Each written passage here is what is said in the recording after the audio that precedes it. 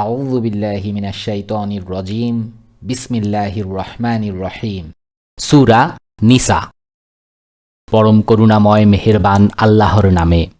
হে মানবজাতি, তোমাদের রবকে ভয় করো।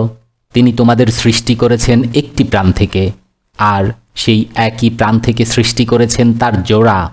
তারপর তাদের দুজনার থেকে সারা দুনিয়ায় ছড়িয়ে দিয়েছেন বহু পুরুষ ও নারী। সেই আল্লাহকে ভয় করো, যার দোহাই দিয়ে তোমরা পরস্পরের কাছ থেকে নিজেদের হক আদায় করে থাকো এবং আত্মীয়তা ও নিকট সম্পর্ক বিনষ্ট করা থেকে বিরত থাকো। নিশ্চিতভাবে জেনে রাখো, আল্লাহ তোমাদের উপর কড়া নজর রাখছেন। এতিমদেরকে তাদের ধন সম্পদ ফিরিয়ে দাও। ভালো সম্পদের সাথে মন্দ সম্পদ বদল করো না, আর তাদের সম্পদ তোমাদের সম্পদের সাথে মিশিয়ে গ্রাস করো না। এটা মহা পাপ। আর যদি তোমরা এতিম মেয়েদের সাথে বেইনসাফি করার ব্যাপারে ভয় করো, তাহলে যেসব মেয়েদের তোমরা পছন্দ করো তাদের মধ্যে থেকে 2, 3 বা 4 জনকে বিয়ে করো। কিন্তু যদি তোমরা তাদের সাথে ইনসাফ করতে পারবে না বলে আশঙ্কা করো, তাহলে একজনকেই বিয়ে করো। অথবা তোমাদের অধিকারে যেসব মেয়ে আছে তাদেরকে বিয়ে করো। বেইনসাফির হাত থেকে রক্ষা পাওয়ার জন্য এটি অধিকতর সঠিক পদ্ধতি। আর আনন্দের সাথে ফরজ মনে করে স্ত্রীদের মোহরানা আদায় করে দাও।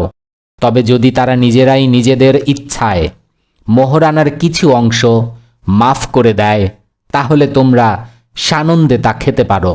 আর তোমাদের যে ধন সম্পদকে আল্লাহ তোমাদের জীবন ধারণের মাধ্যমে পরিণত করেছেন তা নির্বোধদের হাতে তুলে দিও না, তবে তাদের খাওয়া পরার ব্যবস্থা করো এবং সদুপদেশ দাও। আর এতিমদের পরীক্ষা করতে থাকো যতদিন না তারা বিবাহযোগ্য বয়সে পৌঁছে যায়। তারপর যদি তোমরা তাদের মধ্যে যোগ্যতার সন্ধান পাও, তাহলে তাদের সম্পদ তাদের হাতে সোপর্দ করে দাও। তারা বড় হয়ে নিজেদের অধিকার দাবি করবে, এ ভয়ে কখনো ইনসাফের সীমানা অতিক্রম করে তাদের সম্পদ তাড়াতাড়ি খেয়ে ফেলো না। এতিমদের যে অভিভাবক সম্পদশালী হবে সে যেন পরহেজগারি অবলম্বন করে, অর্থাৎ অর্থ গ্রহণ না করে।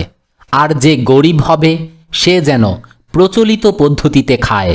তারপর তাদের সম্পদ যখন তাদের হাতে সোপর্দ করতে যাবে, তখন তাতে লোকদেরকে সাক্ষী বানাও, আর হিসেব নেবার জন্য আল্লাহই যথেষ্ট। মা, বাপ ও আত্মীয় স্বজনরা যে ধন সম্পত্তি রেখে গেছে তাতে পুরুষদের অংশ রয়েছে আর মেয়েদেরও অংশ রয়েছে। সেই ধন সম্পত্তিতে যা মা, বাপ ও আত্মীয় স্বজনরা রেখে গেছে তা সামান্য হোক বা বেশি, এবং এ অংশ আল্লাহর পক্ষ থেকে নির্ধারিত। ধন সম্পত্তি ভাগ বটোয়ারার সময় আত্মীয় স্বজন, এতিম ও মিসকিনরা এলে তাদেরকেও ওই সম্পদ থেকে কিছু দাও এবং তাদের সাথে ভালোভাবে কথা বলো।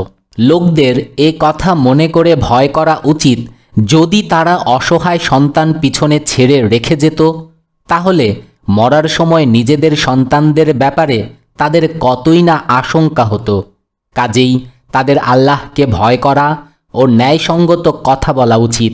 যারা এতিমদের ধন সম্পদ অন্যায়ভাবে খায়, তারা আগুন দিয়ে নিজেদের পেট পূর্ণ করে এবং তাদেরকে অবশ্যই জাহান্নামের জ্বলন্ত আগুনে ফেলে দেয়া হবে।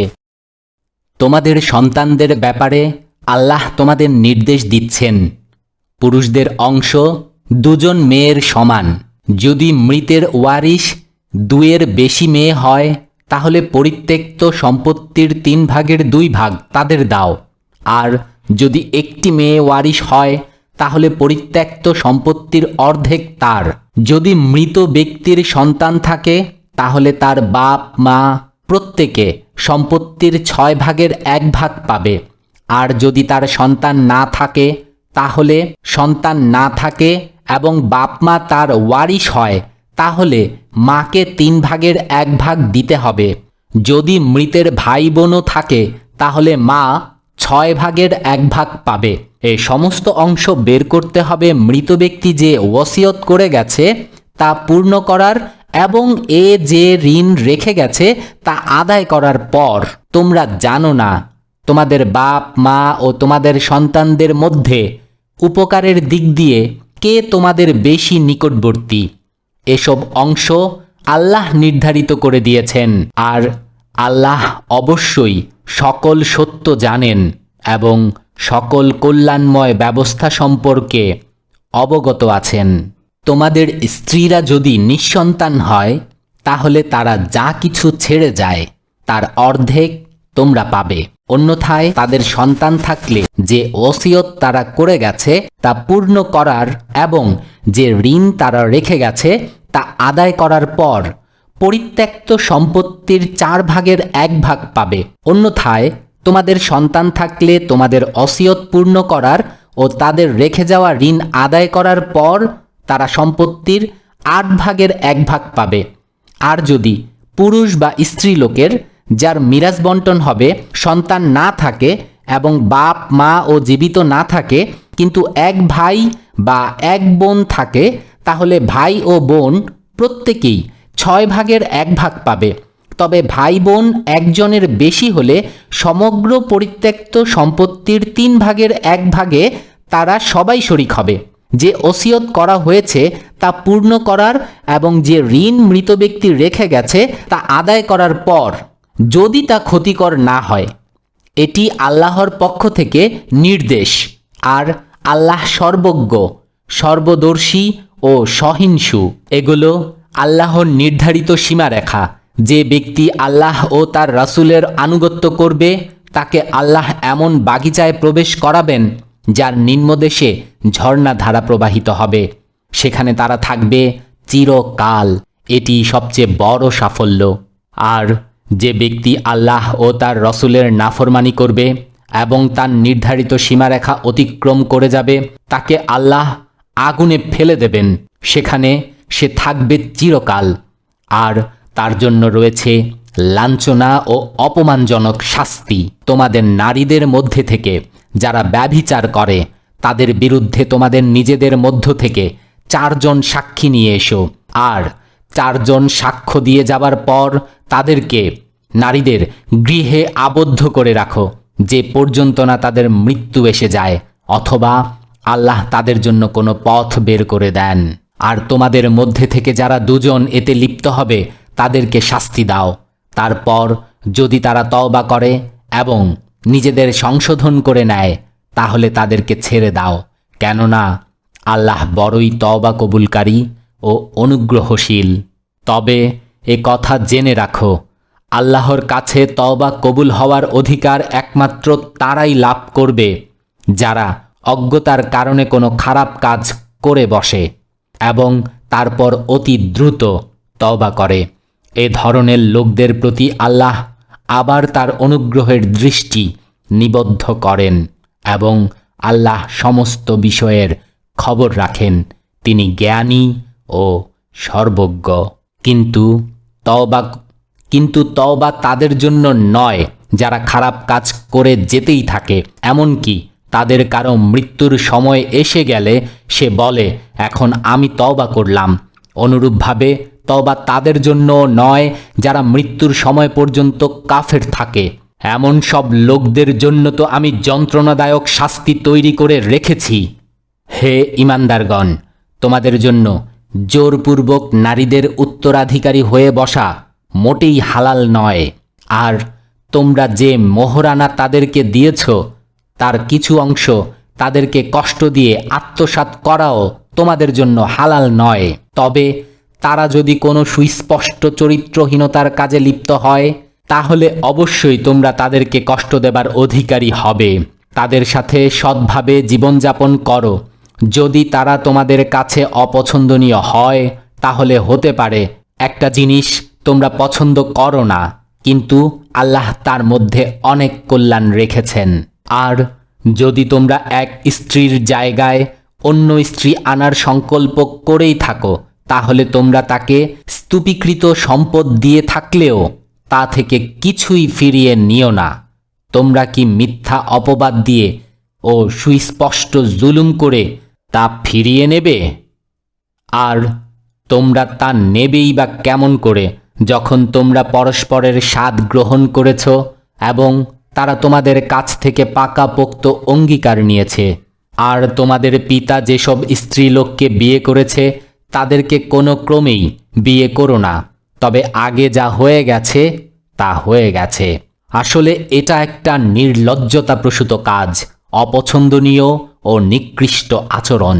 তোমাদের জন্য হারাম করা হয়েছে তোমাদের মা, কন্যা, বোন, ফুপু, খালা, ভাতিজি, ভাগ্নি, তোমাদের সেই সমস্ত মাকে যারা তোমাদের দুধ পান করিয়েছে, এবং তোমাদের দুধ বোন, তোমাদের স্ত্রীদের মা ও তোমাদের স্ত্রীদের মেয়েদেরকে যারা তোমাদের কোলে মানুষ হয়েছে, সেই সমস্ত স্ত্রীদের মেয়েদেরকে যাদের সাথে তোমাদের স্বামী স্ত্রীর সম্পর্ক প্রতিষ্ঠিত হয়েছে। অন্যথায় যদি শুধুমাত্র বিয়ে হয় এবং স্বামী স্ত্রীর সম্পর্ক প্রতিষ্ঠিত না হয়, তাহলে তাদেরকে বাদ দিয়ে তোমাদের মেয়েদেরকে বিয়ে করলে তোমাদের কোনো জবাবদিহি করতে হবে না, এবং তোমাদের ঔরসজাত পুত্রদের স্ত্রীদেরকেও। আর দুই বোনকে একসাথে বিয়ে করারও তোমাদের জন্য হারাম করা হয়েছে। তবে যা প্রথমে হয়ে গেছে তা হয়ে গেছে। আল্লাহ ক্ষমাশীল ও করুণাময়। আর যুদ্ধের মধ্যে তোমাদের অধিকারভুক্ত হয়েছে এমন সব মেয়ে ছাড়া বাকি সমস্ত সৎ ভাই তোমাদের জন্য হারাম। এ হচ্ছে আল্লাহর আইন। এ আইন মেনে চলা তোমাদের জন্য অপরিহার্য গণ্য করা হয়েছে। এদের ছাড়া বাদ বাকি সমস্ত মহিলাকে অর্থ সম্পদের মাধ্যমে লাভ করা তোমাদের জন্য হালাল গণ্য করা হয়েছে। তবে শর্ত হচ্ছে এই যে তাদেরকে বিবাহ বন্ধনে আবদ্ধ করতে হবে। অবাধ যৌন লালসা তৃপ্ত করতে পারবে না। তারপর যে দাম্পত্য জীবনের স্বাদ তোমরা তাদের মাধ্যমে গ্রহণ করো, তার বদলে তাদের মোহরানা ফরজ হিসেবে আদায় করো। তবে মোহরানার চুক্তি হয়ে যাবার পর পারস্পরিক রোজামন্দির মাধ্যমে তোমাদের মধ্যে যদি কোনো সমঝোতা হয়ে যায়, তাহলে তাতে কোনো ক্ষতি নেই। আল্লাহ সর্বজ্ঞ ও জ্ঞানী। আর তোমাদের মধ্যে যে ব্যক্তির সম্ভ্রান্ত পরিবারের মুসলিম মেয়েদের বিয়ে করার সামর্থ্য নেই, তার তোমাদের অধিকারভুক্ত মমিন দাসীদের মধ্যে থেকে কাউকে বিয়ে করে নেওয়া উচিত। আল্লাহ তোমাদের ঈমানের অবস্থা খুব ভালো করেই জানেন। তোমরা সবাই একই দলের অন্তর্ভুক্ত, কাজেই তাদের অভিভাবকদের অনুমতিক্রমে তাদেরকে বিয়ে করো এবং প্রচলিত পদ্ধতিতে তাদের মোহরানা আদায় করো, যাতে তারা বিয়ের বেষ্টনীর মধ্যে সংরক্ষিত থাকে, অবাধ যৌন লালসা পরিতৃপ্ত করতে উদ্যোগী না হয় এবং লুকিয়ে লুকিয়ে প্রেম না করে বেড়ায়। তারপর যখন তারা বিয়ের আবেষ্টনীর মধ্যে সংরক্ষিত হয়ে যায় এবং এরপর কোনো ব্যভিচার করে, তখন তাদের জন্য সম্ভ্রান্ত পরিবারের মেয়েদের জন্য নির্ধারিত শাস্তির অর্ধেক শাস্তি দিতে হবে। তোমাদের মধ্য থেকে সেই সব লোকেদের জন্য এই সুবিধা সৃষ্টি করা হয়েছে যাদের বিয়ে না করলে তাকওয়ার বাঁধ ভেঙে পড়ার আশঙ্কা থাকে। তবে সবর করলে তা তোমাদের জন্য ভালো। আর আল্লাহ ক্ষমাশীল ও করুণাময়। তোমাদের আগে যেসব সৎলোক চলে গেছে, তারা যেসব পদ্ধতির অনুসরণ করত, আল্লাহ তোমাদের সামনে সেই পদ্ধতিগুলো সুস্পষ্ট করে দিতে এবং সেই সব পদ্ধতিতে তোমাদের চালাতে চান। তিনি নিজের রহমত সহকারে তোমাদের প্রতি দৃষ্টিপাত করতে চান, আর তিনি সর্বজ্ঞ ও জ্ঞানময়।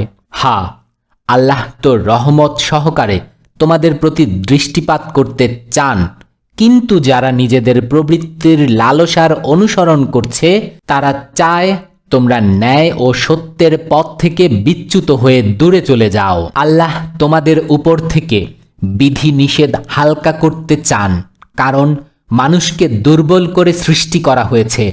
হে ঈমানদারগণ, তোমরা পরস্পরের ধন সম্পদ অন্যায়ভাবে খেয়ে ফেলো না। লেনদেন হতে হবে পারস্পরিক রোজামন্দির ভিত্তিতে। আর নিজেকে হত্যা করো না। নিশ্চিত জানো আল্লাহ তোমাদের প্রতি মেহেরবান। যে ব্যক্তি জুলুম ও অন্যায় বাড়াবাড়ি করে, এমনটি করবে তাকে আমি অবশ্যই আগুনে নিক্ষেপ করব। আর আল্লাহর জন্য এটা কোনো কঠিন কাজ নয়। তোমরা যদি বড় বড় গোনাহ থেকে দূরে থাকো, যা থেকে দূরে থাকার জন্য তোমাদের বলা হচ্ছে, তাহলে তোমাদের ছোটখাটো খারাপ কাজগুলো আমি তোমাদের হিসেব থেকে বাদ দিয়ে দেব এবং তোমাদের সম্মান ও মর্যাদার জায়গায় প্রবেশ করিয়ে দেব। আর যা কিছু আল্লাহ তোমাদের কাউকে অন্যদের মোকাবেলায় বেশি দিয়েছেন তার আকাঙ্ক্ষা করো না। যা কিছু পুরুষেরা উপার্জন করেছে তাদের অংশ হবে সেই অনুযায়ী, আর যা কিছু মেয়েরা উপার্জন করেছে তাদের অংশ হবে সেই অনুযায়ী। হ্যাঁ, আল্লাহর কাছে তার ফজল ও মেহেরবানির জন্য দোয়া করতে থাকো। নিশ্চিতভাবেই আল্লাহ সমস্ত জিনিসের জ্ঞান রাখেন। আর বাপ মা আত্মীয় স্বজনের পরিত্যক্ত ধন সম্পত্তিতে আমি তাদের হকদার নির্ধারিত করে দিয়েছি। এখন থাকে তারা যাদের সাথে তোমাদের চুক্তি ও অঙ্গীকার আছে, তাদের অংশ তাদেরকে দিয়ে দাও। নিশ্চিত জেনে রাখো আল্লাহ সব জিনিসের রক্ষণাবেক্ষণকারী। পুরুষ নারীর কর্তা, এজন্য যে আল্লাহ তাদের একজনকে অন্যজনের উপর শ্রেষ্ঠত্ব দান করেছেন, এবং এজন্য যে পুরুষ নিজের ধন সম্পদ ব্যয় করে। কাজেই সতী সাধ্বী স্ত্রীরা আনুগত্য পরায়ণ হয় এবং পুরুষদের অনুপস্থিতিতে আল্লাহর হেফাজত ও তত্ত্বাবধানে তাদের অধিকার সংরক্ষণ করে থাকে। আর যেসব স্ত্রীর ব্যাপারে তোমরা অবাধ্যতার আশঙ্কা করো তাদেরকে বুঝাও, শয়ন গৃহে তাদের থেকে আলাদা থাকো এবং তাদেরকে মারধর করো। তারপর যদি তারা তোমাদের অনুগত হয়ে যায় তাহলে অযথা তাদের উপর নির্যাতন চালাবার জন্য বাহানা তালাশ করো না। নিশ্চিতভাবে জেনে রাখো আল্লাহ উপরে আছেন, তিনি বড় ও শ্রেষ্ঠ। আর যদি কোথাও তোমাদের স্বামী স্ত্রীর সম্পর্ক বিগড়ে যাবার আশঙ্কা দেখা দেয় তাহলে পুরুষের আত্মীয়দের মধ্য থেকে একজন সালিশ এবং স্ত্রীর আত্মীয়দের মধ্য থেকে একজন সালিশ নির্ধারণ করে দাও। তারা দুজন সংশোধন করে নিতে চাইলে আল্লাহ তাদের মধ্যে মীমাংসা ও মিলমিশের পরিবেশ সৃষ্টি করে দেবেন। আল্লাহ সব কিছু জানেন, তিনি সর্বজ্ঞ। আর তোমরা সবাই আল্লাহর বন্দিগি করো, তার সাথে কাউকে শরিক করো না। বাপ মার সাথে ভালো ব্যবহার করো, নিকট আত্মীয় ও এতিম মিসকিনদের সাথে সৎ ব্যবহার করো। আত্মীয় প্রতিবেশী, অনাত্মীয় প্রতিবেশী, পার্শ্ব সাথী, মুসাফির এবং তোমাদের মালিকানাধীন বাদী ও গোলামের প্রতি সদয় ব্যবহার করো। নিশ্চিতভাবে জেনে রাখো আল্লাহ এমন কোনো ব্যক্তিকে পছন্দ করেন না যে আত্ম অহংকারে ধরাকে সরাজ্ঞান করে এবং নিজের বড়াই করে। আর আল্লাহ এমন লোকদেরকেও পছন্দ করেন না যারা কৃপণতা করে, অন্যদেরকেও কৃপণতা করার নির্দেশ দেয় এবং আল্লাহ নিজ অনুগ্রহে তাদেরকে যা কিছু দিয়েছেন সেগুলো গোপন করে। এই ধরনের অনুগ্রহ অস্বীকারী লোকদের জন্য আমি লাঞ্ছনাপূর্ণ শাস্তির ব্যবস্থা করে রেখেছি। আর আল্লাহ তাদেরকেও অপছন্দ করেন যারা নিজেদের ধন সম্পদ কেবলমাত্র লোকদেরকে দেখাবার জন্য ব্যয় করে এবং আসলে না আল্লাহর প্রতি ঈমান রাখে আর না আখেরাতের দিনের প্রতি। সত্য বলতে কি, শয়তান যার সাথী হয়ে গেছে তার ভাগ্যে বড় খারাপ সাথী জুটেছে। হ্যাঁ, যদি তারা আল্লাহ ও শেষ দিনের প্রতি ঈমান আনত এবং যা কিছু আল্লাহ তাদেরকে দিয়েছেন তা থেকে ব্যয় করত, তাহলে তাদের মাথায় এমন কি আকাশ ভেঙে পড়ত? যদি তারা এমনটি করত তাহলে তাদের নেকির অবস্থা আল্লাহর কাছে গোপন থেকে যেত না। আল্লাহ কারো উপর এক অনুপরিমাণও জুলুম করেন না। যদি কেউ একটি সৎ কাজ করে তাহলে আল্লাহ তাকে দ্বিগুণ করে দেন এবং নিজের পক্ষ থেকে তাকে মহা পুরস্কার প্রদান করেন। তারপর চিন্তা করো তখন তারা কি করবে যখন আমি প্রত্যেক উম্মত থেকে একজন সাক্ষী আনব এবং তাদের উপর তোমাকে অর্থাৎ মুহাম্মদ সাল্লাল্লাহু আলাইহি ওয়াসাল্লামকে সাক্ষী হিসেবে দাঁড় করাবো। সে সময় যারা রসুলের কথা মানেনি এবং তার নাফরমানি করতে থেকেছে তারা কামনা করবে, হায় জমিন যদি ফেটে যেত, তারা তার মধ্যে চলে যেত। সেখানে তারা আল্লাহর কাছ থেকে নিজেদের কোনো কথা লুকিয়ে রাখতে পারবে না। হে ঈমানদারগণ, তোমরা নেশাগ্রস্ত অবস্থায় নামাজের কাছে যেও না।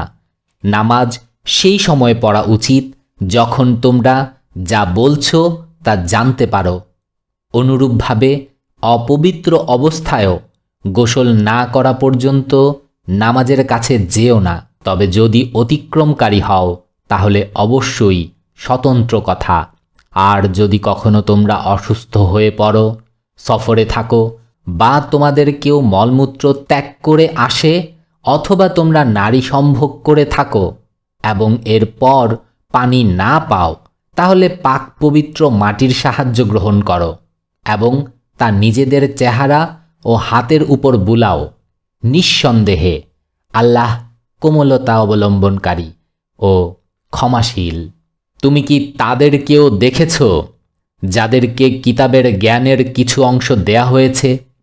তারা নিজেরাই গোমরাহির খরিদ্দার বনে গেছে এবং কামনা করছে যেন তোমরাও পথ ভুল করে বসো। আল্লাহ তোমাদের শত্রুদের ভালো করেই জানেন এবং তোমাদের সাহায্য সমর্থনের জন্য আল্লাহই যথেষ্ট। যারা ইহুদি হয়ে গেছে তাদের মধ্যে এমন কিছু লোক আছে যারা শব্দকে তার স্থান থেকে ফিরিয়ে দেয় এবং সত্য দ্বীনের বিরুদ্ধে বিদ্বেষ প্রকাশের জন্য নিজেদের জিহবা কুঞ্চিত করে বলে, আমরা শুনলাম এবং আমরা অমান্য করলাম। আর শোনে না শোনার মতো এবং বলে রাই না।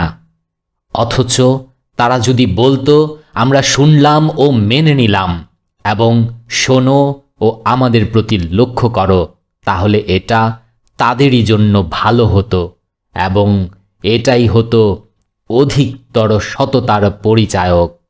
কিন্তু তাদের বাতিল পরিস্থিতির কারণে তাদের উপর আল্লাহর অভিশাপ পড়েছে, তাই তারা খুব কমই ঈমান এনে থাকে।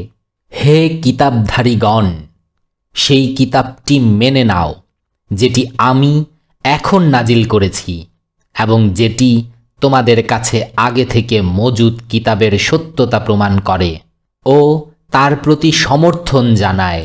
আর আমি চেহারা বিকৃত করে পেছন দিকে ফিরিয়ে দেবার অথবা শনিবারওয়ালাদের মতো তাদেরকে অভিশপ্ত করার আগে এর প্রতি ঈমান আনো। আর মনে রাখো, আল্লাহর নির্দেশ প্রতিপালিত হয়েই থাকে। আল্লাহ অবশ্যই শিরককে মাফ করবেন না। এছাড়া অন্যান্য যত গুনাহ হোক না কেন তিনি যাকে ইচ্ছা মাফ করে দেবেন। যে ব্যক্তি আল্লাহর সাথে আর কাউকে শরিক করেছে সে তো এক বিরাট মিথ্যা রচনা করেছে এবং কঠিন গুনাহের কাজ করেছে। তুমি কি তাদেরকেও দেখেছ যারা নিজেদের আত্মশুদ্ধি ও আত্মপবিত্রতার বড়াই করে বেড়ায়? অথচ শুদ্ধি ও পবিত্রতা আল্লাহ যাকে চান তাকে দেন। আর তারা যে শুদ্ধি ও পবিত্রতা লাভ করে না সেটা আসলে তাদের উপর বিন্দুমাত্র জুলুম করা হয় না। আচ্ছা দেখো তো, এর আল্লাহর বিরুদ্ধে মিথ্যা রচনা করতে একটুও কুণ্ঠিত হয় না। এদের স্পষ্ট গুনাহগার হবার ব্যাপারে এই একটি গুনাহই যথেষ্ট।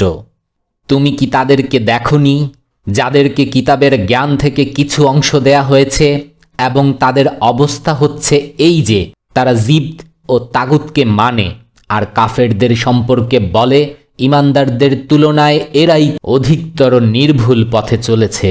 এই ধরনের লোকদের উপর আল্লাহ লানত বর্ষণ করেছেন, আর যার উপর আল্লাহ লানত বর্ষণ করেন তোমরা তার কোনো সাহায্যকারী পাবে না। রাষ্ট্র পরিচালনায় তাদের কোনো অংশ আছে কি?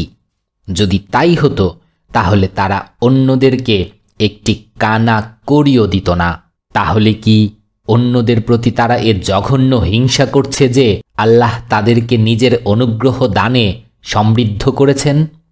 যদি এ কথাই হয়ে থাকে তাহলে তাদের জেনে রাখা দরকার, আমি ইব্রাহিমের সন্তানদেরকে কিতাব ও হিকমা দান করেছি এবং তাদেরকে দান করেছি বিরাট রাজত্ব।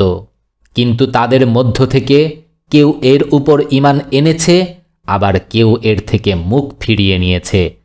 আর যারা মুখ ফিরিয়ে নিয়েছে তাদের জন্য তো জাহান্নামের প্রজ্বলিত আগুনই যথেষ্ট। আর আমার আয়াতগুলো মেনে নিতে অস্বীকার করেছে, তাদেরকে আমি নিশ্চিতভাবেই আগুনের মধ্যে নিক্ষেপ করব। আর যখন তাদের চামড়া পুড়ে গলে যাবে তখন তার জায়গায় আমি অন্য চামড়া তৈরি করে দেব, যাতে তারা খুব ভালোভাবে আযাবের স্বাদ গ্রহণ করতে পারে। আল্লাহ বিপুল ক্ষমতার অধিকারী এবং তিনি নিজের ফয়সালাগুলো বাস্তবায়নের কৌশল খুব ভালোভাবেই জানেন। আর যারা আমার আয়াতগুলো মেনে নিয়েছে এবং সৎ কাজ করেছে তাদেরকে এমন সব বাগবাগিচার মধ্যে প্রবেশ করাবো যার নিম্নদেশে ঝর্ণাধারা প্রবাহিত হবে। সেখানে তারা থাকবে চিরস্থায়ীভাবে। তারা সেখানে পবিত্র স্ত্রীদেরকে লাভ করবে এবং তাদেরকে আমি আশ্রয় দেব ঘন স্নিগ্ধ ছায়াতলে। হে মুমিনগণ, আল্লাহ তোমাদের যাবতীয় আমানত তার হকদারের হাতে ফেরত দেবার নির্দেশ দিচ্ছেন। আর লোকদের মধ্যে ফয়সালা করার সময় আদল ও ন্যায়নীতি সহকারে ফয়সালা করো। আল্লাহ তোমাদের বড়ই উৎকৃষ্ট উপদেশ দান করেন।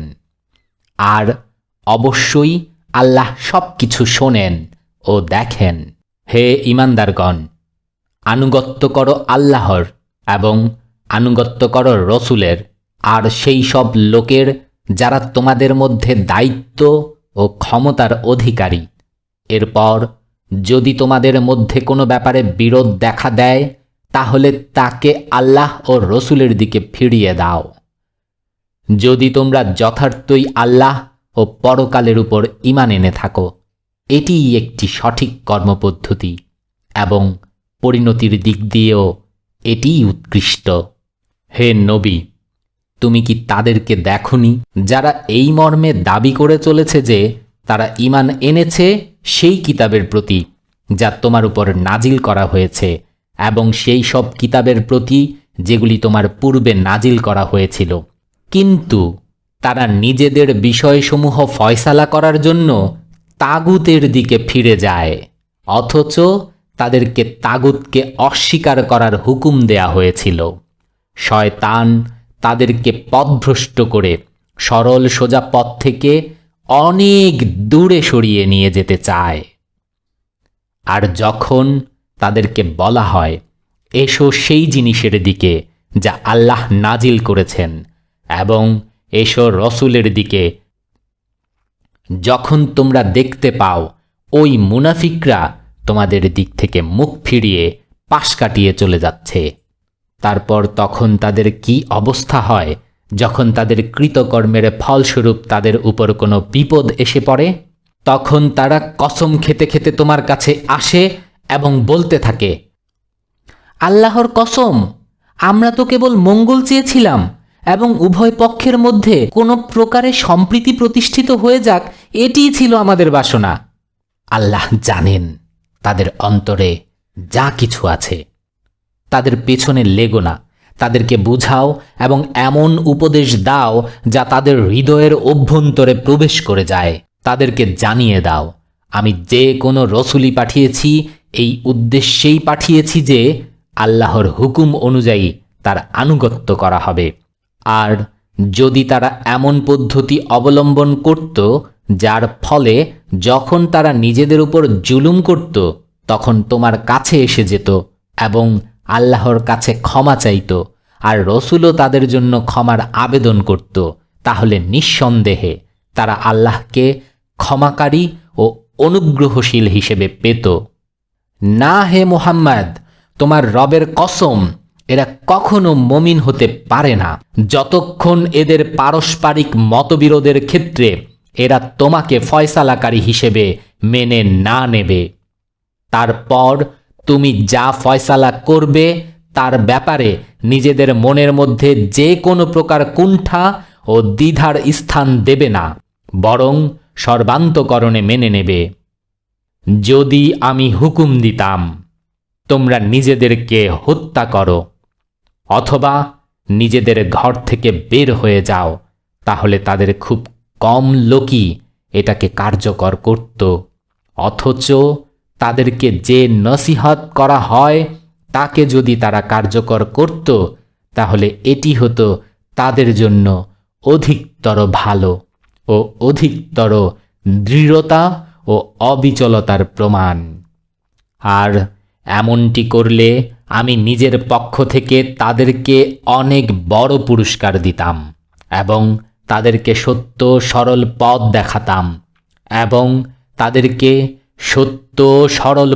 দেখাতাম যে ব্যক্তি আল্লাহ ও রসুলের আনুগত্য করবে সে তাদের সহযোগী হবে যাদেরকে আল্লাহ পুরস্কৃত করেছেন, নবী, সিদ্দিক, শহীদ ও সৎকর্মশীলদের মধ্য থেকে।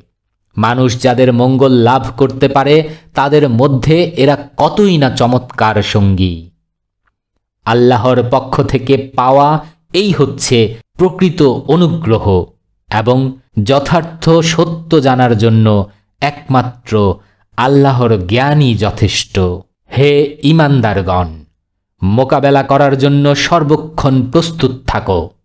তারপর সুযোগ পেলে পৃথক পৃথক বাহিনীতে বিভক্ত হয়ে বের হয়ে পড়ো এবং একসাথে। তোমাদের কেউ কেউ এমনও আছে যে যুদ্ধে ঝাঁপিয়ে পড়তে গড়িমসি করে। যদি তোমাদের উপর কোনো মুসিবত এসে পড়ে তাহলে সে বলে, আল্লাহ আমার প্রতি বড়ই অনুগ্রহ করেছেন, আমি তাদের সাথে যাইনি।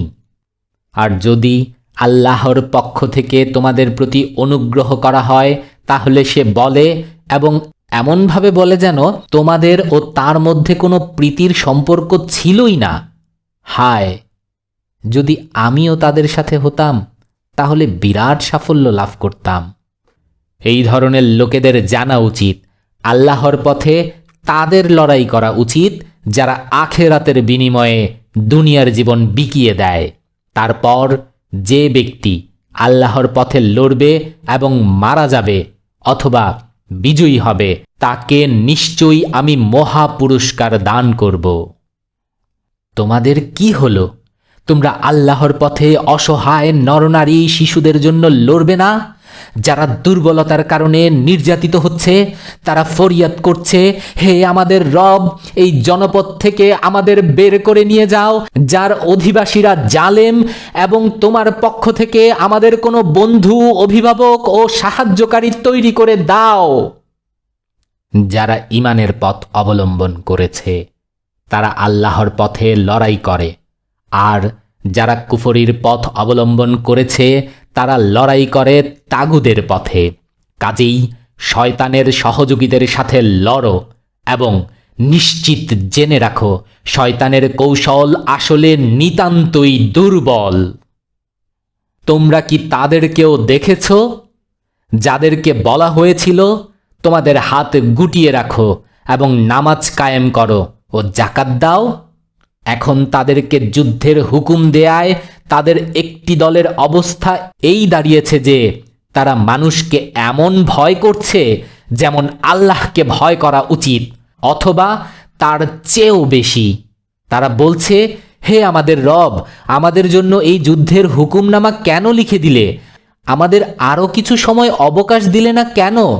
তাদেরকে বলো, দুনিয়ার জীবন ও সম্পদ অতি সামান্য, এবং একজন আল্লাহর ভয়ে ভীত মানুষের জন্য আখিরাতই উত্তম। আর তোমাদের উপর এক চুল পরিমাণও জুলুম করা হবে না। আর মৃত্যু, সে তোমরা যেখানেই থাকো না কেন সেখানে তোমাদের নাগাল পাবেই, তোমরা কোনো মজবুত প্রাসাদে অবস্থান করলেও। যদি তাদের কোনো কল্যাণ হয় তাহলে তারা বলে, এ তো আল্লাহর পক্ষ থেকে হয়েছে, আর কোনো ক্ষতি হলে বলে, এটা হয়েছে তোমার বদৌলতে, বলে দাও সব কিছুই হয় আল্লাহর পক্ষ থেকে।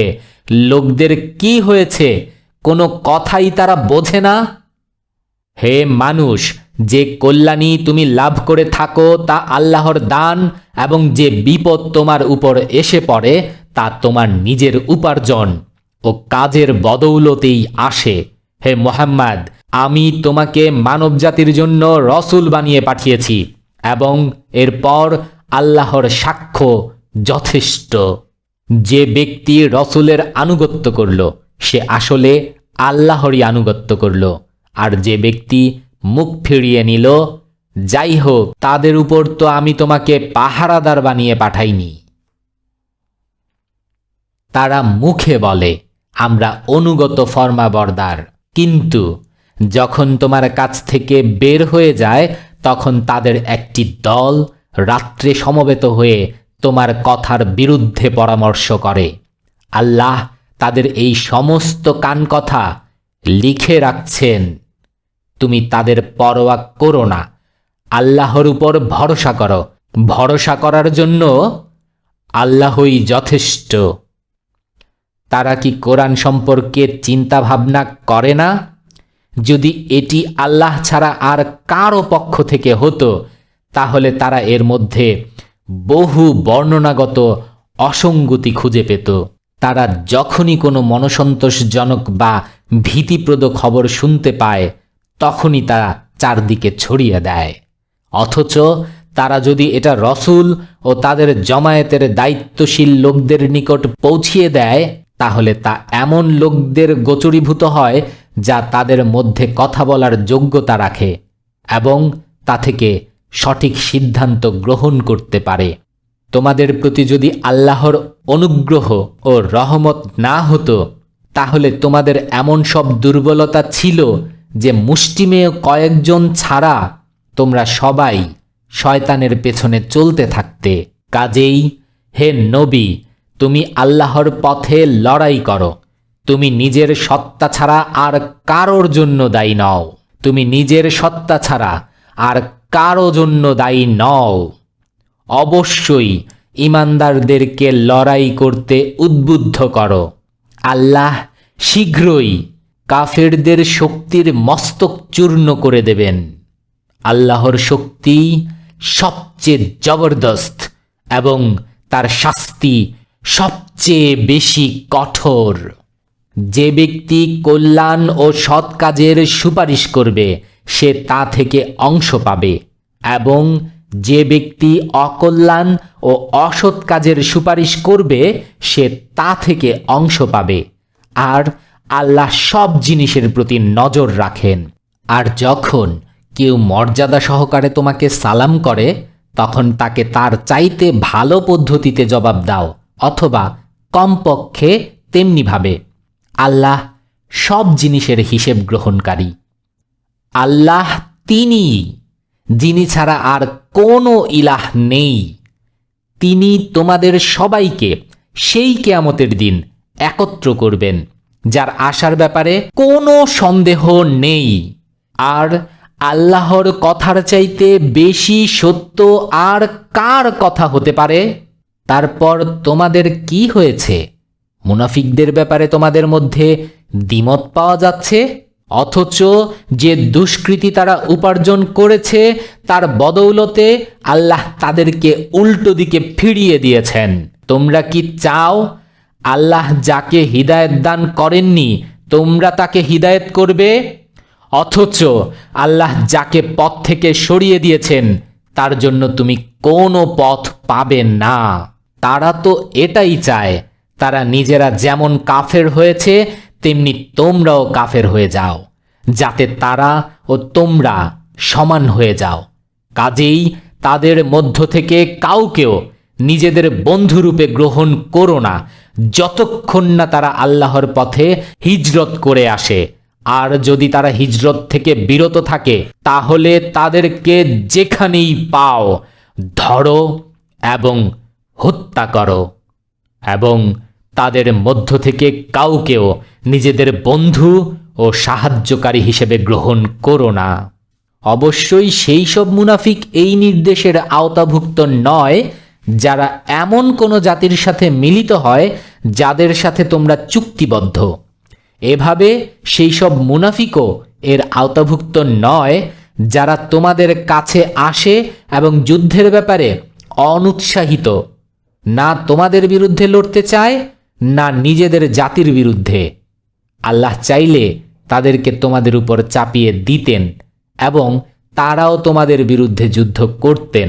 কাজেই তারা যদি তোমাদের থেকে আলাদা হয়ে যায় এবং যুদ্ধ থেকে বিরত থাকে আর তোমাদের দিকে সন্ধি ও সখ্যতার হাত বাড়িয়ে দেয়, তাহলে আল্লাহ তোমাদের জন্য তাদের উপর হস্তক্ষেপ করার কোনো পথ রাখেননি। তোমরা আরেক ধরনের মুনাফিক পাবে যারা চায় তোমাদের থেকে নিরাপদ থাকতে এবং নিজের জাতি থেকেও, কিন্তু যখনই ফিতনার সুযোগ পাবে তারা তার মধ্যে ঝাঁপিয়ে পড়বে। এই ধরনের লোকেরা যদি তোমাদের মোকাবেলা করা থেকে বিরত না থাকে, তোমাদের কাছে সন্ধি ও শান্তির আবেদন পেশ না করে এবং নিজেদের হাত টেনে না রাখে, তাহলে তাদেরকে যেখানেই পাও ধরো এবং হত্যা করো। তাদের উপর হাত উঠাবার জন্য আমি তোমাদেরকে সুস্পষ্ট অধিকার দান করলাম। কোনো মুমিনের কাজ নয় অন্য মুমিনকে হত্যা করা, তবে ভুলবশত হতে পারে। আর যে ব্যক্তি ভুলবশত কোনো মুমিনকে হত্যা করে তার কাফফারা হিসেবে একজন মুমিনকে গোলামি থেকে মুক্ত করে দিতে হবে এবং নিহত ব্যক্তির ওয়ারিশদেরকে রক্তমূল্য দিতে হবে। তবে যদি তারা রক্তমূল্য মাফ করে দেয় তাহলে স্বতন্ত্র কথা। কিন্তু যদি ওই নিহত মুসলিম ব্যক্তি এমন কোনো জাতির অন্তর্ভুক্ত হয়ে থাকে যাদের সাথে তোমাদের শত্রুতা রয়েছে, তাহলে একজন মুমিন গোলামকে মুক্ত করে দেয়াই হবে তার কাফফারা। আর যদি সে এমন কোনো অমুসলিম জাতির অন্তর্ভুক্ত হয়ে থাকে যাদের সাথে তোমাদের চুক্তি রয়েছে, তাহলে তার ওয়ারিশদেরকে রক্তমূল্য দিতে হবে এবং একজন মুমিন গোলামকে মুক্ত করে দিতে হবে। আর যে ব্যক্তি কোনো গোলাম পাবে না তাকে পর পর 2 মাস রোজা রাখতে হবে। এটি হচ্ছে এই গুনাহের ব্যাপারে আল্লাহর কাছে তওবা করার পদ্ধতি। আর আল্লাহ সর্বজ্ঞ ও জ্ঞানময়। আর যে ব্যক্তি জেনে বুঝে মুমিনকে হত্যা করে তার শাস্তি হচ্ছে জাহান্নাম, সেখানে চিরকাল থাকবে। তার উপর আল্লাহর গজব ও তার লানত, এবং আল্লাহ তার জন্য কঠিন শাস্তির ব্যবস্থা করে রেখেছেন। হে ঈমানদারগণ, যখন তোমরা আল্লাহর পথে জিহাদ করার জন্য বের হও তখন বন্ধু ও শত্রুর মধ্যে পার্থক্য করো, এবং যে ব্যক্তি সালামের মাধ্যমে তোমাদের দিকে এগিয়ে আসে তাকে সঙ্গে সঙ্গেই বলে দিও না যে তুমি মুমিন নও। যদি তোমরা বৈষয়িক স্বার্থ লাভ করতে চাও তাহলে আল্লাহর কাছে তোমাদের জন্য অনেক গনিমতের মাল রয়েছে। ইতিপূর্বে তোমরা নিজেরাও তো একই অবস্থায় ছিলে, তারপর আল্লাহ তোমাদের প্রতি অনুগ্রহ করেছেন। কাজেই তোমরা অনুসন্ধান করে পদক্ষেপ গ্রহণ করো।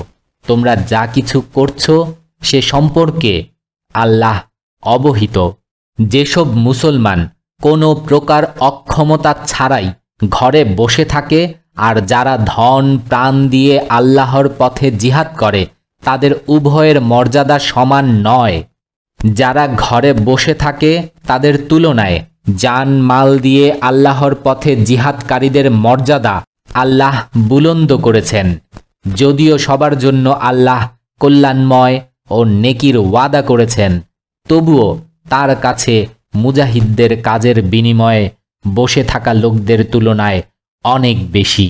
তাদের জন্য আল্লাহর পক্ষ থেকে রয়েছে বিরাট মর্যাদা, মাগফিরাত ও রহমত।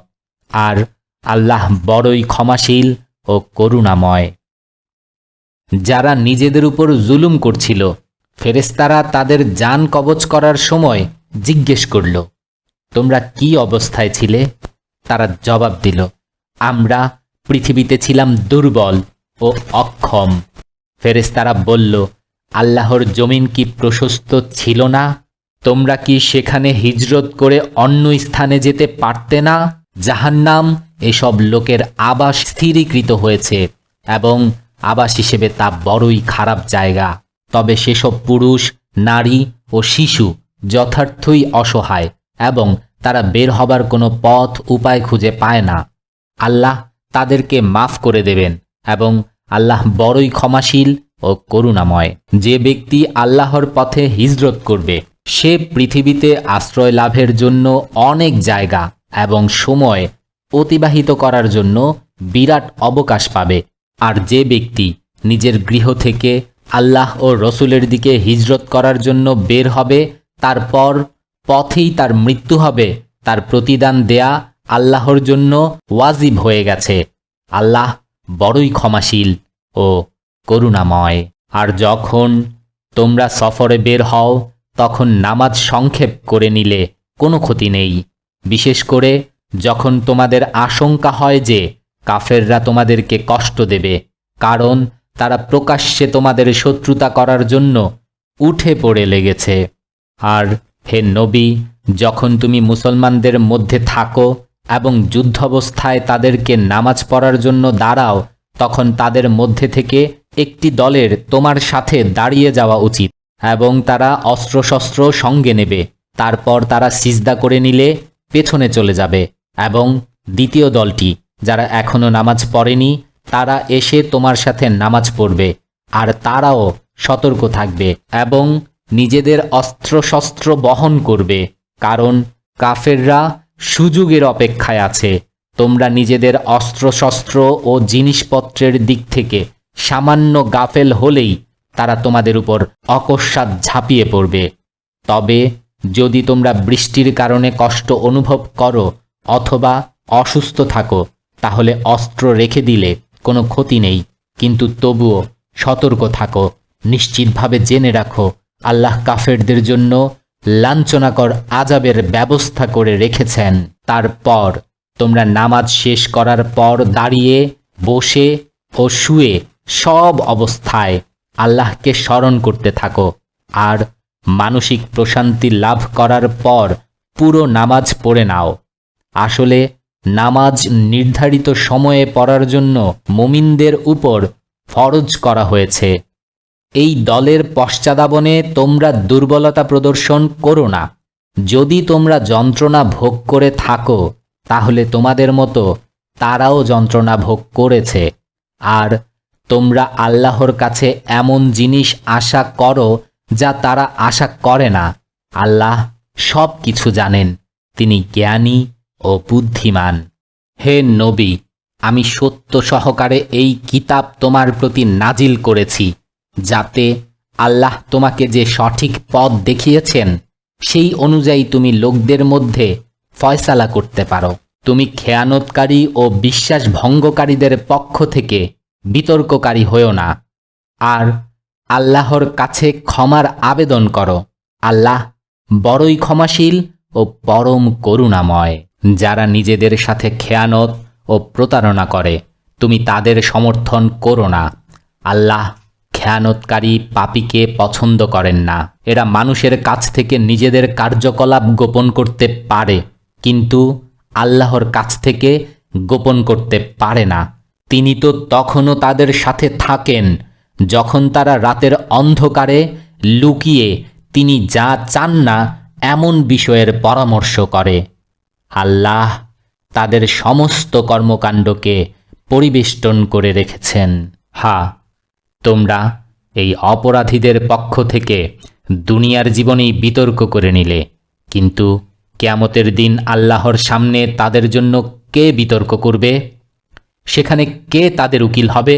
যদি কোনো ব্যক্তি খারাপ কাজ করে বসে অথবা নিজের উপর জুলুম করে এবং এরপর আল্লাহর কাছে ক্ষমা প্রার্থনা করে, তাহলে সে আল্লাহকে ক্ষমাকারী ও পরম দয়ালু হিসেবেই পাবে। কিন্তু যে ব্যক্তি পাপ কাজ করবে তার এই পাপ কাজ তার নিজের জন্যই ক্ষতিকর হবে। আল্লাহ সব কথাই জানেন, তিনি জ্ঞানী, প্রজ্ঞাময়। আর যে ব্যক্তি কোনো অন্যায় বা গুনাহর কাজ করে কোনো নিরাপদ ব্যক্তির উপর তার দোষ চাপিয়ে দেয়, সে তো বড় মারাত্মক মিথ্যা অপবাদ ও সুস্পষ্ট গুনাহের বোঝা নিজের মাথায় তুলে নেয়। হে নবী, তোমার প্রতি যদি আল্লাহর অনুগ্রহ না হতো এবং তার রহমত যদি তোমার সাথে যুক্ত না থাকতো, তাহলে তাদের মধ্য থেকে একটি দল তো তোমাকে বিভ্রান্ত করার ফয়সালা করেই ফেলেছিল, অথচ প্রকৃতপক্ষে তারা নিজেদের ছাড়া আর কাউকে বিভ্রান্ত করছিল না এবং তারা তোমার কোনো ক্ষতি করতে পারত না। আল্লাহ তোমার উপর কিতাব ও হিকমা নাজিল করেছেন, এমন সব বিষয় তোমাকে শিখিয়েছেন যা তোমার জানা ছিল না, এবং তোমার প্রতি তার অনুগ্রহ অনেক বেশি। লোকেদের অধিকাংশ গোপন সলা পরামর্শে কোনো কল্যাণ থাকে না, তবে যদি কেউ গোপনে সাদকা ও দান খয়রাতের উপদেশ দেয় অথবা কোনো সৎ কাজের জন্য বা জনগণের পারস্পরিক বিষয়ের সংশোধন ও সংস্কার সাধনের উদ্দেশ্যে কাউকে কিছু বলে, তাহলে অবশ্যই এটি ভালো কথা। আর আল্লাহর সন্তুষ্টি অর্জনের জন্য যে কেউ এমন পদক্ষেপ গ্রহণ করবে তাকে আমি বিরাট পুরস্কার দান করব। কিন্তু যে ব্যক্তি রসুলের বিরোধিতায় কোমর বাঁধে এবং ঈমানদারদের পথ পরিহার করে অন্য পথে চলে, অথচ তার সামনে সত্য সঠিক পথ সুস্পষ্ট হয়ে গেছে, তাকে আমি সেদিকেই চালাবো যেদিকে সে চলে গেছে, এবং তাকে জাহান্নামে ঠেলে দেব, যা নিকৃষ্টতম আবাস। আল্লাহ কেবলমাত্র শিরকের গুনাহ মাফ করেন না, এছাড়া আর যাবতীয় গুনাহ তিনি যাকে ইচ্ছা মাফ করে দেন। যে ব্যক্তি আল্লাহর সাথে আর কাউকে শরিক করে সে গোমরাহির মধ্যে অনেক দূর এগিয়ে গেছে। এই ধরনের লোকেরা আল্লাহকে বাদ দিয়ে দেবীর পূজা করে। তারা সেই বিদ্রোহী শয়তানের পূজা করে যাকে আল্লাহ অভিশপ্ত করেছেন। তারা সেই শয়তানের আনুগত্য করছে যে আল্লাহকে বলেছিল, আমি তোমার বান্দাদের থেকে একটি নির্দিষ্ট অংশ নিয়েই ছাড়ব, আমি তাদেরকে পথভ্রষ্ট করব, তাদেরকে আশার ছলনায় বিভ্রান্ত করব, আমি তাদেরকে হুকুম করব এবং আমার হুকুমে তারা পশুর কান ছিঁড়বেই, আমি তাদেরকে হুকুম করব এবং আমার হুকুমে আল্লাহর সৃষ্টি আকৃতিতে রদবদল করে ছাড়বেই। যে ব্যক্তি আল্লাহকে বাদ দিয়ে এই শয়তানকে বন্ধু ও অভিভাবক বানিয়েছে, সে সুস্পষ্ট ক্ষতির সম্মুখীন হয়েছে। সে তাদের কাছে ওয়াদা করে এবং তাদেরকে নানা প্রকার আশা দেয়, কিন্তু শয়তানের সমস্ত ওয়াদা প্রতারণা ছাড়া আর কিছুই নয়। এসব লোকের আবাস হচ্ছে জাহান্নাম, সেখান থেকে নিষ্কৃতির কোনো পথ তারা পাবে না। আর যারা ঈমান আনবে ও সৎ কাজ করবে তাদেরকে আমি এমন সব বাগবাগিচায় প্রবেশ করাবো যার নিম্নদেশ দিয়ে ঝর্ণাধারা প্রবাহিত হতে থাকবে এবং তারা সেখানে থাকবে চিরস্থায়ীভাবে। এটি আল্লাহর সাচ্চা ওয়াদা। আর আল্লাহর চাইতে বেশি সত্যবাদী আর কে হতে পারে? চূড়ান্ত পরিণতি না তোমাদের আশা আকাঙ্ক্ষার উপর নির্ভর করছে, না আহলি কিতাবদের আশা আকাঙ্ক্ষার উপর। অসৎ কাজ যে করবে সে তার ফল ভোগ করবে এবং আল্লাহর মোকাবেলায় সে নিজের কোনো সমর্থক ও সাহায্যকারী পাবে না। আর যে ব্যক্তি কোনো সৎ কাজ করবে সে পুরুষ বা নারী যেই হোক না কেন, তবে যদি সে মুমিন হয় তাহলে এই ধরনের লোকেরাই জান্নাতে প্রবেশ করবে এবং তাদের এক অনুপরিমাণ অধিকারও হরণ করা হবে না। সেই ব্যক্তির চাইতে ভালো আর কার জীবনধারা হতে পারে যে আল্লাহর সামনে আনুগত্যের শির নত করে দিয়েছে, সৎ নীতি অবলম্বন করেছে এবং একনিষ্ঠ হয়ে ইব্রাহিমের পদ্ধতি অনুসরণ করেছে, সেই ইব্রাহিমের পদ্ধতি যাকে আল্লাহ নিজের বন্ধু বানিয়ে নিয়েছিলেন। আসমান ও ও জমিনের মধ্যে যা কিছু আছে সবই আল্লাহর, আর আল্লাহ সব কিছুকে পরিবেষ্টন করে রয়েছেন। লোকেরা মেয়েদের ব্যাপারে তোমাদের কাছে ফতোয়া জিজ্ঞেস করছে, বলে দাও আল্লাহ তাদের ব্যাপারে তোমাদেরকে ফতোয়া দেন এবং একই সাথে সেই বিধানও স্মরণ করিয়ে দেন যা প্রথম থেকে এই কিতাবে তোমাদের শোনানো হচ্ছে, অর্থাৎ এই এতিম মেয়েদের সম্পর্কিত বিধানসমূহ যাদের হক তোমরা আদায় করছো না এবং যাদেরকে বিয়ে দিতে তোমরা বিরত থাকছ, অথবা লোভের বশবর্তী হয়ে নিজেরাই যাদেরকে বিয়ে করতে চাও, আর যে শিশুরা কোনো ক্ষমতা রাখে না তাদের সম্পর্কিত বিধানসমূহ। আল্লাহ তোমাদের নির্দেশ দিচ্ছেন, এতিমদের সাথে ব্যবহার করার ক্ষেত্রে ইনসাফের নীতির উপর প্রতিষ্ঠিত থেকো এবং যে কল্যাণ তোমরা করবে তা আল্লাহর অগোচরে থাকবে না। যখনই কোনো স্ত্রীলোক নিজের স্বামীর কাছ থেকে অসদাচরণ অথবা উপেক্ষা প্রদর্শনের আশঙ্কা করে, তারা দুজনে কিছু অধিকারের কম বেশির ভিত্তিতে যদি পরস্পর সন্ধি করে নেয় তাহলে এতে কোনো দোষ নেই। যে কোনো অবস্থায় সন্ধি উত্তম। মন দ্রুত সংকীর্ণতার দিকে ঝুঁকে পড়ে, কিন্তু যদি তোমরা পরোপকার করো ও আল্লাহ ভীতি সহকারে কাজ করো তাহলে নিশ্চিত জেনে রাখো আল্লাহ তোমাদের এই কর্মনীতি সম্পর্কে অনবহিত থাকবেন না। স্ত্রীদের মধ্যে পুরোপুরি ইনসাফ করা তোমাদের পক্ষে সম্ভব নয়, তোমরা চাইলেও এ ক্ষমতা তোমাদের নেই। কাজেই আল্লাহর বিধানের উদ্দেশ্য পূর্ণ করার জন্য এটি যথেষ্ট যে এক স্ত্রীকে একদিকে ঝুলিয়ে রেখে অন্য স্ত্রীর প্রতি ঝুঁকে পড়বে না। যদি তোমরা নিজেদের কর্মনীতির সংশোধন করো এবং আল্লাহকে ভয় করতে থাকো তাহলে আল্লাহ ক্ষমাশীল ও করুণাময়। কিন্তু স্বামী স্ত্রী যদি পরস্পর থেকে আলাদা হয়েই যায় তাহলে আল্লাহ তার বিপুল ক্ষমতার সাহায্যে প্রত্যেককে অন্যের মুখাপেক্ষিতা থেকে মুক্ত করে দেবেন। আল্লাহ ব্যাপক ক্ষমতার অধিকারী এবং তিনি মহাজ্ঞানী। আকাশ ও পৃথিবীতে যা কিছু আছে সবই আল্লাহর মালিকানাধীন। তোমাদের পূর্বে যাদেরকে আমি কিতাব দিয়েছিলাম তাদেরকে এবং তোমাদেরকেও আল্লাহর ভয় করে কাজ করার নির্দেশ দিয়েছিলাম। তোমরা না মানতে চাও না মানো, কিন্তু আকাশ ও পৃথিবীর সমস্ত জিনিসের মালিক একমাত্র আল্লাহ। তিনি অভাবমুক্ত ও সমস্ত প্রশংসার অধিকারী। হ্যাঁ, আল্লাহ আসমান ও জমিনে যা কিছু আছে সব কিছুর মালিক, আর কার্য সম্পাদনের জন্য তিনিই যথেষ্ট। তিনি চাইলে তোমাদেরকে সরিয়ে দিয়ে তোমাদের জায়গায় অন্যদেরকে নিয়ে আসবেন এবং তিনি এ ব্যাপারে পূর্ণ ক্ষমতা রাখেন। যে ব্যক্তি কেবলমাত্র ইহকালের পুরস্কার চায় তার জেনে রাখা উচিত আল্লাহর কাছে ইহকাল ও পরকাল উভয় স্থানের পুরস্কার আছে এবং আল্লাহ সব কিছু শোনেন ও সব কিছু দেখেন। হে ঈমানদারগণ, ইনসাফের পতাকাবাহী ও আল্লাহর সাক্ষী হয়ে যাও। তোমাদের ইনসাফ ও সাক্ষ্য তোমাদের নিজেদের ব্যক্তিসত্তার অথবা তোমাদের বাপ মা ও আত্মীয় স্বজনদের বিরুদ্ধে গেলেও উভয় পক্ষ ধনী বা অভাবী যাই হোক না কেন আল্লাহ তাদের চাইতে অনেক বেশি কল্যাণকামী। কাজেই নিজেদের কামনার বশবর্তী হয়ে ইনসাফ থেকে বিরত থেকো না।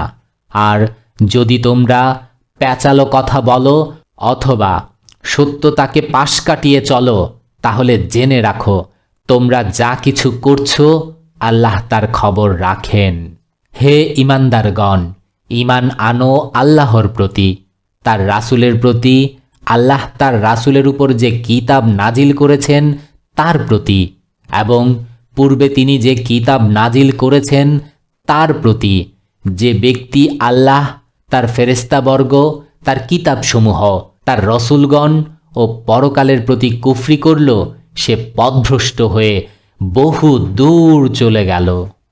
অবশ্যই যেসব লোক ঈমান এনেছে তারপর কুফরি করেছে, আবার ঈমান এনেছে, আবার কুফরি করেছে, তারপর নিজেদের কুফরির মধ্যেই এগিয়ে যেতে থেকেছে, আল্লাহ কখনো তাদেরকে মাফ করবেন না এবং কখনো তাদেরকে সত্য সঠিক পথও দেখাবেন না। সেই সব মুনাফিকদেরকে এই সুসংবাদটি জানিয়ে দাও যে তাদের জন্য রয়েছে যন্ত্রণাদায়ক শাস্তি। যারা ঈমানদারদেরকে বাদ দিয়ে কাফেরদেরকে বন্ধু বানায়, এরা অর্থাৎ এসব মৌখিক ঈমানের দাবিদার মুনাফিকেরা কি মর্যাদা লাভের সন্ধানে তাদের কাছে অর্থাৎ কাফেরদের কাছে যায়, অথচ সমস্ত মর্যাদা একমাত্র আল্লাহর জন্য নির্ধারিত। আল্লাহ এই কিতাবে তোমাদের পূর্বেই হুকুম দিয়েছেন, যেখানে তোমরা আল্লাহর আয়াতের বিরুদ্ধে কুফরি কথা বলতে ও তার প্রতি বিদ্রূপবাণ নিক্ষেপ করতে শুনবে, সেখানে বসবে না যতক্ষণ না লোকেরা অন্য প্রসঙ্গে ফিরে আসে, অন্যথায় তোমরাও তাদের মতো হবে। নিশ্চিতভাবে জেনে রাখো, আল্লাহ মুনাফিক ও কাফেরদেরকে জাহান্নামে একই জায়গায় একত্র করবেন। এই মুনাফিকরা তোমাদের ব্যাপারে অপেক্ষা করছে, তারা দেখছে পানি কোন দিকে গড়ায়। যদি আল্লাহর পক্ষ থেকে তোমাদের বিজয় সূচিত হয়, তাহলে তারা এসে বলবে, আমরা কি তোমাদের সাথে ছিলাম না? আর যদি কাফেরদের পাল্লা ভারী থাকে, তাহলে তাদেরকে বলবে, আমরা কি তোমাদের বিরুদ্ধে যুদ্ধ করতে সক্ষম ছিলাম না? এরপরও আমরা মুসলমানদের হাত থেকে তোমাদেরকে রক্ষা করেছি। কাজেই কিয়ামতের দিন তোমাদের ও তাদের ব্যাপারে ফয়সালা আল্লাহই করে দেবেন। আর এই ফয়সালায় আল্লাহ কাফেরদের জন্য মুসলমানদের উপর বিজয় লাভ করার কোনো পথই রাখেননি। এই মুনাফিকরা আল্লাহর সাথে ধোঁকাবাজি করছে, অথচ আল্লাহই তাদেরকে ধোঁকার মধ্যে ফেলে রেখে দিয়েছেন। তারা যখন নামাজের জন্য ওঠে, আর মোরা ভাঙতে ভাঙতে শৈথিল্য সহকারে নিছক লোক দেখানোর জন্য ওঠে এবং আল্লাহকে খুব কমই স্মরণ করে, কুফর ও ঈমানের মাঝে দোদুল্যমান অবস্থায় থাকে, না পুরোপুরি এদিকে না পুরোপুরি ওদিকে। যাকে আল্লাহ পথভ্রষ্ট করে দিয়েছেন, তার জন্য তুমি কোনো পথ পেতে পারো না। হে ঈমানদারগণ, মুমিনদের বাদ দিয়ে কাফেরদেরকে নিজেদের বন্ধু হিসেবে গ্রহণ করো না। তোমরা কি নিজেদের বিরুদ্ধে আল্লাহর হাতে সুস্পষ্ট প্রমাণ তুলে দিতে চাও? নিশ্চিত যেন মুনাফিকরা জাহান্নামের সর্বনিম্ন স্তরে চলে যাবে এবং তোমরা কাউকে তাদের সাহায্যকারী হিসেবে পাবে না। তবে তাদের মধ্য থেকে যারা তওবা করবে, নিজেদের কর্মনীতি সংশোধন করে নেবে, আল্লাহকে দৃঢ়ভাবে আঁকড়ে ধরবে এবং নিজেদের দিনকে একনিষ্ঠভাবে আল্লাহর জন্য নির্ধারিত করে নেবে, তারা মুমিনদের সাথে থাকবে। আর আল্লাহ নিশ্চয়ই মুমিনদেরকে মহা পুরস্কার দান করবেন। আল্লাহর কি প্রয়োজন তোমাদের অযথা শাস্তি দেবার? যদি তোমরা কৃতজ্ঞ বান্দা হয়ে থাকো এবং ঈমানের নীতির উপর চলো, আল্লাহ বড়ই পুরস্কার দানকারী ও সর্বজ্ঞ। মানুষ খারাপ কথা বলে বেড়াক, এটা আল্লাহ পছন্দ করেন না। তবে কারো প্রতি জুলুম করা হলে তার কথা স্বতন্ত্র, আর আল্লাহ সব কিছু শোনেন ও জানেন। জুলুম অবস্থায় তোমাদের খারাপ কথা বলার অধিকার থাকলেও যদি তোমরা প্রকাশ্যে ও গোপনে সৎ কাজ করে যাও অথবা কমপক্ষে অসৎ কাজ থেকে বিরত থাকো, তাহলে আল্লাহ বড়ই ক্ষমা ও গুণের অধিকারী, অথচ তিনি শাস্তি দেবার পূর্ণ ক্ষমতা রাখেন। যারা আল্লাহ ও তার রাসূলদের সাথে কুফরি করে, আল্লাহ ও তার রাসূলদের মধ্যে পার্থক্য করতে চায় এবং বলে আমরা কাউকে মানব ও কাউকে মানব না, আর কুফর ও ঈমানের মাঝখানে একটি পথ বের করতে চায়, তারা সবাই আসলে কট্টর কাফের। আর এ হেন কাফেরদের জন্য আমি এমন শাস্তি তৈরি করে রেখেছি যা তাদেরকে লাঞ্ছিত ও অপমানিত করবে। বিপরীত পক্ষে যারা আল্লাহ ও তার রাসূলদের মেনে নেয় এবং তাদের মধ্যে কোনো পার্থক্য করে না, তাদেরকে আমি অবশ্যই তার পুরস্কার দান করব। আর আল্লাহ বড়ই ক্ষমাশীল ও করুণাময়। এই আহলি কিতাবরা যদি আজ তোমার কাছে আকাশ থেকে তাদের জন্য কোনো লিখন অবতীর্ণ করার দাবি করে থাকে, তাহলে ইতিপূর্বে তারা এর চাইতেও বড় ধৃষ্টতাপূর্ণ দাবি মুসার কাছে করেছিল। তারা তো তাকে বলেছিল, আল্লাহকে প্রকাশ্যে আমাদের দেখিয়ে দাও। তাদের এই সীমা লঙ্ঘনের কারণে অকস্মাৎ তাদের উপর বিদ্যুৎ আপতিত হয়েছিল। তারপর সুস্পষ্ট নিশানিসমূহ দেখার পরও তারা বাছুরকে উপাস্যরূপে গ্রহণ করেছিল। এরপরও আমি তাদেরকে ক্ষমা করেছি। আমি মুসাকে সুস্পষ্ট ফরমান দিয়েছি এবং তুর পাহাড়ে তাদের উপর উঠিয়ে তাদের থেকে এই ফরমানে আনুগত্যের অঙ্গীকার নিয়েছি। আমি তাদেরকে হুকুম দিয়েছি, সিজদানত হয়ে দরজার মধ্যে প্রবেশ করো। আমি তাদেরকে বলেছি, শনিবারের বিধান লঙ্ঘন করো না, এবং এর সপক্ষে তাদের থেকে পাকাপোক্ত অঙ্গীকার নিয়েছি। শেষ পর্যন্ত তাদের অঙ্গীকার ভঙ্গের জন্য, আল্লাহর আয়াতের উপর মিথ্যারোপ করার জন্য, নবীদেরকে অন্যায়ভাবে হত্যা করার জন্য এবং আমাদের দিল আবরণের মধ্যে সুরক্ষিত তাদের এই উক্তির জন্য তারা অভিশপ্ত হয়েছিল। অথচ মূলত তাদের বাতিল পরিস্থিতির জন্য আল্লাহ তাদের দিলের উপর মোহর মেরে দিয়েছেন এবং এজন্য তারা খুব কমই ঈমান এনে থাকে। তারপর তাদের নিজেদের কুফরির মধ্যে অনেক দূর অগ্রসর হয়ে মারিয়ামের উপর গুরুতর অপবাদ লাগাবার জন্য এবং তাদের আমরা আল্লাহর রসুল মারিয়াম পুত্র ঈসা মসীহকে হত্যা করেছি এই উক্তির জন্য তারা অভিশপ্ত হয়েছিল। অথচ প্রকৃতপক্ষে তারা তাকে হত্যাও করেনি এবং শুলেও চড়ায়নি, বরং ব্যাপারটিকে তাদের জন্য সন্দিগ্ধ করে দেয়া হয়েছে। আর যারা এ ব্যাপারে মতবিরোধ করেছে তারাও আসলে সন্দেহের মধ্যে অবস্থান করছে। তাদের কাছে এ সম্পর্কিত কোনো জ্ঞান নেই। আছে নিছক আন্দাজ, অনুমান, অন্ধ অনুস্মৃতি। নিঃসন্দেহে তারা ঈসা মসীহকে হত্যা করেনি এবং আল্লাহ তাকে নিজের দিকে উঠিয়ে নিয়েছেন। আল্লাহ জবরদস্ত শক্তিশালী ও প্রজ্ঞাময়। আর আহলে কিতাবদের মধ্যে থেকে এমন একজনও হবে না যে তার মৃত্যুর পূর্বে তার ঈমান আনবে না এবং কিয়ামতের দিন সে তাদের বিরুদ্ধে সাক্ষ্য দেবে। মোট কথা, এই ইহুদি মতাবলম্বীদের এ হেন জুলুম নীতির জন্য, তাদের মানুষকে ব্যাপকভাবে আল্লাহর পথ থেকে বিরত রাখার জন্য, তাদের সুদ গ্রহণ করার জন্য বা গ্রহণ করতে তাদেরকে নিষেধ করা হয়েছিল এবং অন্যায়ভাবে লোকদের ধন সম্পদ গ্রাস করার জন্য আমি এমন অনেক পাক পবিত্র জিনিস তাদের জন্য হারাম করে দিয়েছি যা পূর্বে তাদের জন্য হালাল ছিল। আর তাদের মধ্য থেকে যারা কাফের তাদের জন্য কঠিন যন্ত্রণাদায়ক শাস্তি তৈরি করে রেখেছি। কিন্তু তাদের মধ্যে থেকে যারা পাকাপোক্ত জ্ঞানের অধিকারী ও ঈমানদার, তারা সবাই সেই শিক্ষার প্রতি ঈমান আনে যা তোমার প্রতি নাজিল হয়েছে এবং যা তোমার পূর্বে নাজিল করা হয়েছিল। এ ধরনের ঈমানদার নিয়মিতভাবে নামাজ কায়েমকারী, জাকাত আদায়কারী, আল্লাহ ও পরকালে বিশ্বাসী লোকদেরকে আমি অবশ্যই মহাপুরস্কার দান করব। হে মুহাম্মদ, আমি তোমার কাছে ঠিক তেমনিভাবে ওহী পাঠিয়েছি যেমন নূহ ও তার পরবর্তী নবীদের কাছে পাঠিয়েছিলাম। আমি ইব্রাহিম, ইসমাইল, ইসহাক, ইয়াকুব সন্তানদের কাছে এবং ঈসা, আইয়ুব, ইউনুস, হারুন ও সুলাইমানের কাছে ওহী পাঠিয়েছি। আমি দাউদকে জবুর দিয়েছি। এর পূর্বে যেসব নবীর কথা তোমাকে বলেছি তাদের কাছেও আমি ওহী পাঠিয়েছি এবং যেসব নবীর কথা তোমাকে বলিনি তাদের কাছেও। আমি মুসার সাথে কথা বলেছি ঠিক যেমনভাবে কথা বলা হয়।